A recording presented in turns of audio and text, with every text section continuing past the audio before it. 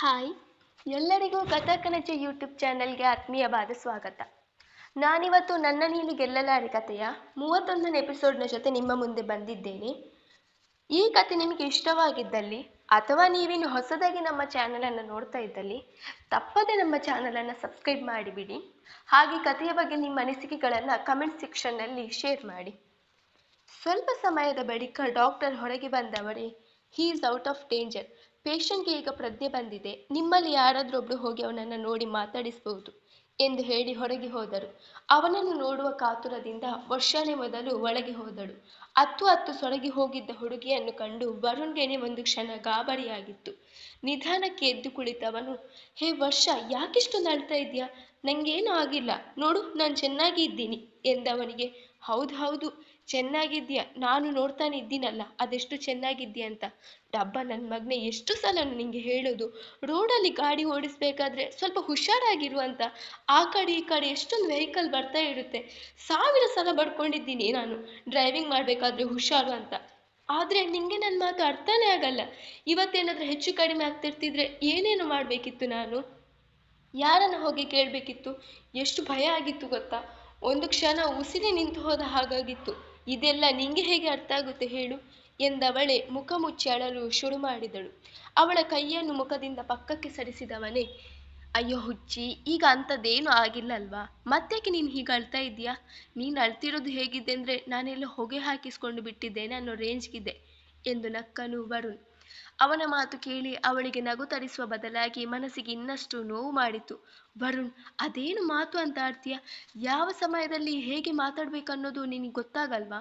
ಎಲ್ಲದರಲ್ಲೂ ತಮಾಷೆ ನಿಂಗೆ ಎಂದು ತುಸು ಕೋಪದಿಂದಲೇ ನುಡಿದವಳನ್ನ, ನಂಗೇನೋದಾದ್ರೆ ನೀನು ಯಾಕೆ ಇಷ್ಟೊಂದು ವರಿ ಮಾಡ್ಕೊಳ್ಬೇಕು? ಅಕಸ್ಮಾತ್ ನಂಗೆ ಹೆಚ್ಚು ಕಡಿಮೆ ಆಗ್ತಿದ್ರೆ ನೀನು ಯಾಕೆ ಹೀಗೆ ಆಡ್ಬೇಕು? ಆಕ್ಸಿಡೆಂಟ್ ನಂಗಾಗಿರುತ್ತಾನೆ, ನೀನೇ ನನ್ನ ಹೆಂಡ್ತಿನ ನನ್ನ ಬಗ್ಗೆ ಇಷ್ಟೊಂದು ವರಿ ಮಾಡ್ಕೊಳ್ಳೋಕ್ಕೆ ಎಂದವಳ ಮೇಲೆ ದೃಷ್ಟಿ ಇಟ್ಟು ಕೇಳಿದನು ವರುಣ್. ಅವನು ಕೇಳಿದ ಪ್ರಶ್ನೆಗೆ ಹುಡುಗಿ ತತ್ತರಿಸಿ ಹೋದಳು. ಹೇಗೆ ಉತ್ತರ ಕೊಡಬೇಕು ಎಂಬುದೇ ಅವಳಿಗೆ ತೋಚುತ್ತಿಲ್ಲ. ಪದಗಳಿಗೆ ಹುಡುಕಾಗಿದೆ ಸೋತಳು. ಕೊನೆಗೆ, ಈಗ ಅದೆಲ್ಲ ಮುಖ್ಯನಾ? ಹೌದು, ನಾನೇನು ನಿನ್ನ ಹೆಂಡತಿ ಅಲ್ಲ ನಿಜ. ಆದರೆ ಸಮಾಜದ ಕಣ್ಣಿಗೆ ನಾನೇ ನಿನ್ನ ಹೆಂಡತಿ, ನೀನೇ ನನ್ನ ಗಂಡ. ಬರೀ ಅದಕ್ಕೋಸ್ಕರ ಅಂತ ನಾನು ನಿನ್ನ ಬಗ್ಗೆ ಕೇರ್ ತಗೊಳ್ತಾ ಇಲ್ಲ. ಒಂದು ವೇಳೆ ನಿನ್ನ ಜಾಗದಲ್ಲಿ ಬೇರೆ ಯಾರು ಇರ್ತಿದ್ರೂ ನಾನು ಇದನ್ನೇ ಮಾಡ್ತಿದ್ದೆ, ಮಾನವೀಯತೆಯ ದೃಷ್ಟಿಯಿಂದ ಎಂದವಳೆ ಅವನ ಮುಂದೆ ಒಂದು ನಿಮಿಷವೂ ನಿಲ್ಲದೆ ಎದ್ದು ಹೊರಗೆ ಬಂದಳು. ವರುಣ್ ಅವಳು ಹೋದ ದಾರಿಯನ್ನೇ ನೋಡುತ್ತಾ ಕುಳಿತ. ನಂತರ ಒಬ್ಬೊಬ್ಬರೇ ಹೋಗಿ ಅವನನ್ನು ವಿಚಾರಿಸಿಕೊಂಡು ಬಂದರು. ಕೊನೆಗೆ ಅವನನ್ನು ಕರೆದುಕೊಂಡು ಮನೆಗೆ ಬಂದಳು ವರ್ಷ. ಮಗನ ಹಣೆಗೆ ಪಟ್ಟಿ ಕಟ್ಟಿದ್ದನ್ನು ನೋಡಿ ಮನೆಯವರೆಲ್ಲ ಗಾಬರಿಗೊಂಡರು. ಏನು ವರುಣ್ ಇದೆಲ್ಲ? ಅಯ್ಯೋ ದೇವ್ರೆ, ಹಣೆಗೆ ಬ್ಯಾಂಡೇಜ್ ಬೇರೆ ಕಟ್ಟಿದೆ, ಏನಾಯ್ತು? ಏನ್ ಮಾಡ್ಕೊಂಡೆ ಎಂದು ಮನೆಯವರೆಲ್ಲ ಪ್ರಶ್ನೆಗಳ ಸುರಿಮಳೆಯನ್ನೇ ಸುರಿಸಿದರು. ಹಾಗೇನಿಲ್ಲ ಅತ್ತೆ, ಅದೊಂದು ಸಣ್ಣ ಆಕ್ಸಿಡೆಂಟ್ ಅಷ್ಟೇ, ಹೆಚ್ಚೇನೇಟಾಗಿಲ್ಲ, ಗಾಬರಿ ಮಾಡ್ಕೋಬೇಡಿ, ಹಾಸ್ಪಿಟಲ್ಗೆ ಕರ್ಕೊಂಡು ಹೋಗಿ ಟ್ರೀಟ್ಮೆಂಟ್ ಕೊಡಿಸಿನೇ ಬಂದಿದ್ದೀನಿ, ಆತಂಕ ಪಡೋದು ಬೇಡ ಎಂದವಳೆ ಅವನನ್ನು ರೂಮಿಗೆ ಕರೆದುಕೊಂಡು ಹೋದಳು. ವರುಣ್, ನೀನಿಲ್ಲೇ ಕೂತಿರು, ನಾನು ನಿಂಗೆ ಊಟನ ರೂಮ್ಗೆನೆ ತರ್ತೀನಿ ಎಂದು ಹೇಳಿ ಅವನನ್ನು ಬೆಡ್ ಮೇಲೆಯೇ ಕೂರಿಸಿ ಅಡುಗೆ ಕೋಣೆಗೆ ಹೋಗಿ ಊಟ ತೆಗೆದುಕೊಂಡು ಬಂದಳು ವರ್ಷ. ತೆಗೋ ವರುಣ್, ಊಟ ಮಾಡು. ನೀನೇ ಮಾಡ್ತೀಯ ಅಥವಾ ನಾನೇ ತಿನ್ನಿಸ್ಲಾ ಎಂದವಳನ್ನೇ ಒಮ್ಮೆ ದೀರ್ಘವಾಗಿ ನೋಡಿದ ವರುಣ್, ಬೇಡ ನಾನೇ ತಿಂತೀನಿ, ಕೈಯಲ್ಲಿ ತಿನ್ನೋಕೆ ಆಗದೆ ಇರುವಷ್ಟು ನನಗೆ ಏಟಾಗಿಲ್ಲ, ಕೊಡು ಎಂದವನೇ ಅವಳ ಕೈಯಿಂದ ತಟ್ಟೆ ಎಳೆದುಕೊಂಡು ಪೂರ್ತಿ ಊಟ ಮಾಡಿ ಮುಗಿಸಿದನು. ವರುಣ್, ಈಗ ಹೇಗಿದೆ? ಈಗಲೂ ತಲೆ ನೋಯ್ತಾ ಇದೆಯಾ ಎಂದು ಮೃದುವಾಗಿ ಕೇಳಿದಳು. ಇಲ್ಲ, ಹಾಗೇನಿಲ್ಲ, ಒಂದು ಸ್ವಲ್ಪ ನೋವಾಗ್ತಿದೆ ಅಷ್ಟೇ. ಆದರೆ ನೀನೇನು ವರಿ ಮಾಡ್ಕೊಳ್ಳೋ ಅವಶ್ಯಕತೆ ಇಲ್ಲ, ಅಂಥದ್ದೇನಾಗಿಲ್ಲ, ಹೋಗಿ ಊಟ ಮಾಡ್ಕೊಂಡು ಬಾ, ಆಮೇಲೆ ಸಾರಿಕನ ಮದುವೆ ವಿಷಯ ಮಾತಾಡೋಕ್ಕಿದೆ ಎಂದನು ವರುಣ್ ಗಂಭೀರವಾಗಿ. ಹೌದಲ್ವಾ? ಮಾವನ ಹತ್ರ ನಾವು ಸಾರಿಕನ ವಿಷಯನ ಮಾತಾಡಬೇಕು.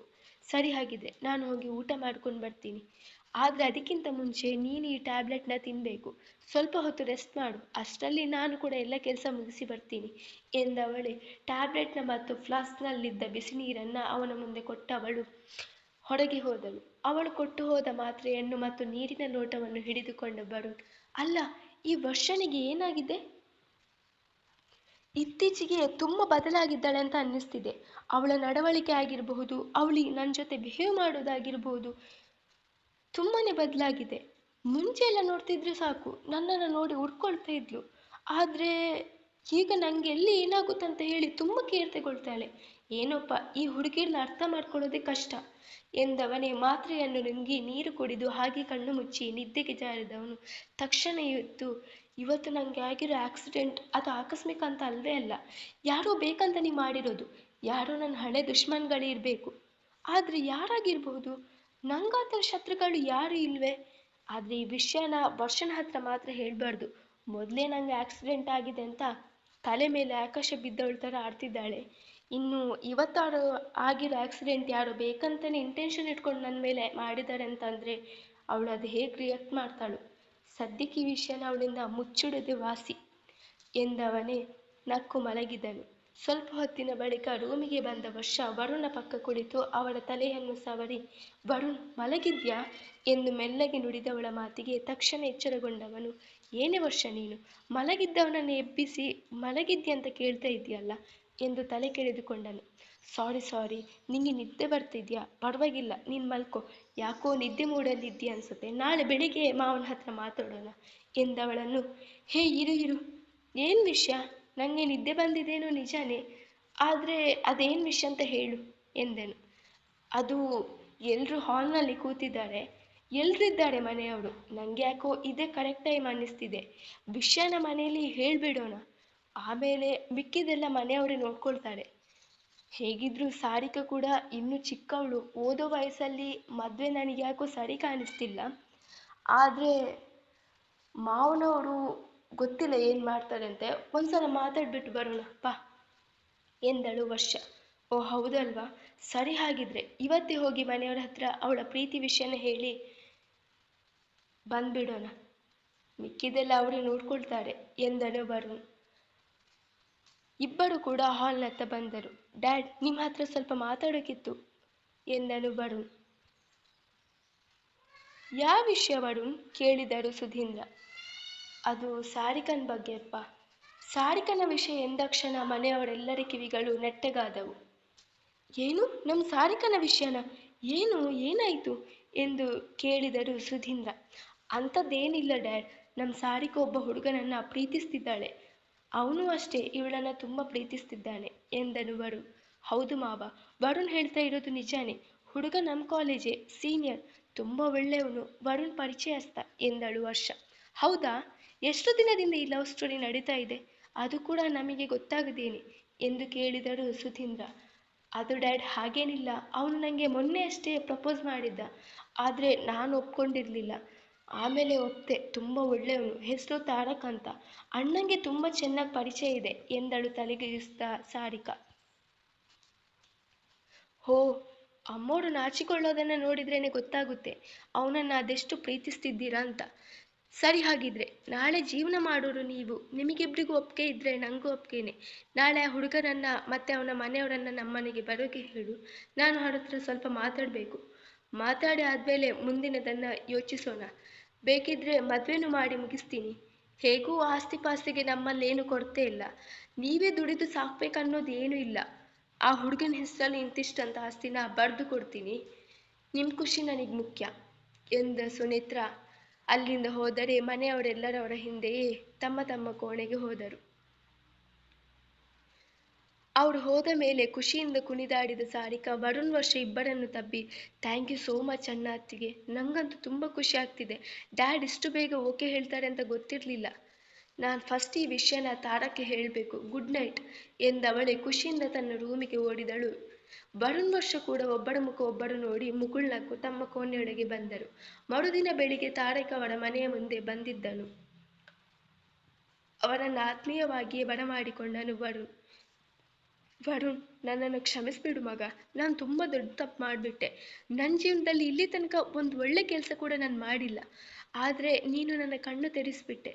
ಈಗ ನಾನು ಚೇಂಜ್ ಆಗಿದ್ದೀನಿ, ಇದಕ್ಕೆಲ್ಲ ಕಾರಣ ನೀನು ಎಂದು ಉಸಿರವಳ್ಳಿಯ ಹಾಗೆ ಬಣ್ಣದ ಮಾತಾಡಿ ಮರುಳು ಮಾಡಿದನು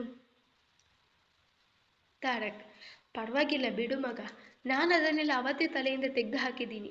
ಈಗ ನಿನ್ನ ಬಾ ಒಳಗೆ ಎಂದು ಹೇಳಿ ಅವನ ಭುಜವನ್ನು ಬಳಸಿ ಸೋಫಾದ ಮೇಲೆ ಕೂರಿಸಿದನು. ಲೋ ವರುಣ್, ನೀನು ಆಗಿರೋದನ್ನೆಲ್ಲ ಮರಿಬಹುದು ಕಣು, ಅದನ್ನೆಲ್ಲ ಮನಸ್ಸಿಂದ ತೆಗೆದು ಹಾಕಿರ್ಬೋದು, ಆದರೆ ನಾನು ಅದನ್ನು ಈ ಜನ್ಮದಲ್ಲಿ ಮರೆಯಲ್ಲ. ಅಷ್ಟು ಜನರ ಮುಂದೆ ನನಗೆ ಅವಮಾನ ಆಗೋ ರೀತಿ ಮಾತಾಡಿದ್ಯಲ್ವಾ, ಅದನ್ನೆಲ್ಲ ಬಡ್ಡಿ ಸಮೇತ ವಾಪಸ್ ಕೊಡ್ತೀನಿ ಎಂದು ಮನಸ್ಸಿನಲ್ಲಿ ಹೇಳಿಕೊಂಡ ತಾರಕ್ ವರುಣ ಹಣೆಗೆ ಪಟ್ಟಿ ಕಟ್ಟಿದ್ದನ್ನು ನೋಡಿ, ಇದೇನು ಮಗ ಹಣೆಗೆ ಬ್ಯಾಂಡೇಜ್ ಕಟ್ಟಿದೆ, ಏನಾಯ್ತು? ಆಕ್ಸಿಡೆಂಟ್ ಏನಾದರೂ ಮಾಡ್ಕೊಂಡ್ಯಾ ಎಂದು ತೋರಿಕೆಯ ಮಾತುಗಳನ್ನಾಡಿದನು ತಾರಕ್. ಏನಿಲ್ಲ ತಾರಕ್, ಅದು ನಿನ್ನೆ ಒಂದು ಸಣ್ಣ ಆಕ್ಸಿಡೆಂಟ್ ಆಯ್ತಷ್ಟೇ, ಅದನ್ನೆಲ್ಲ ಬಿಟ್ಟಾಕು, ಡ್ಯಾಡ್ ಬಂದ್ರು ನೋಡು ಎಂದನು ವರುಣ್. ಸುಧೀಂದ್ರರವರು ಗಾಂಭೀರ್ಯದಿಂದ ನಡೆದು ಬಂದು ಸೋಫಾದ ಮೇಲೆ ಕೂತರು. ಅವರನ್ನು ಕಂಡು ಎದ್ದು ನಿಂತ ತಾರಕ್, ನಮಸ್ತೆ ಅಂಕಲ್, ತಾರಕ್ ಅಂತ. ನಿಮ್ಮ ಮಗಳು ಸಾರಿಕೆ ಎಲ್ಲ ವಿಷಯ ಹೇಳಿರ್ತಾಳೆ ಅಂದ್ಕೊಂಡಿದ್ದೀನಿ ಎಂದನು. ಹಾ ಹಾ, ಗೊತ್ತಾಯ್ತು. ಇದೇನು ನೀನೊಬ್ನೇ ಬಂದಿದೀಯಾ? ಎಲ್ಲಿ ನಿಮ್ಮ ಮನೆಯವರು? ನಾನು ಹೇಳಿದ್ನಲ್ಲ, ಬರ್ಬೇಕಾದ್ರೆ ತಂದೆ ತಾಯಿನ ಕೂಡ ಜೊತೆಗೇನೆ ಕರ್ಕೊಂಡು ಬರ್ಬೇಕಂತ ಎಂದರು ಸುಧೀಂದ್ರ ಗಂಭೀರವಾಗಿ. ಒಂದು ಕ್ಷಣ ಮೌನ ವಹಿಸಿದ ತಾರಕ್, ಇಲ್ಲ ಅಂಕಲ್, ನಂಗಾರೂ ಇಲ್ಲ, ನಾನೊಬ್ಬ ಅನಾಥ, ಅಪ್ಪ ಅಮ್ಮ ಎಲ್ಲ ಬಿಟ್ಟು ಹೋಗಿ ತುಂಬ ವರ್ಷಗಳೇ ಆಗಿದೆ ಎಂದನು. ಮುಂದುವರಿಯುವುದು.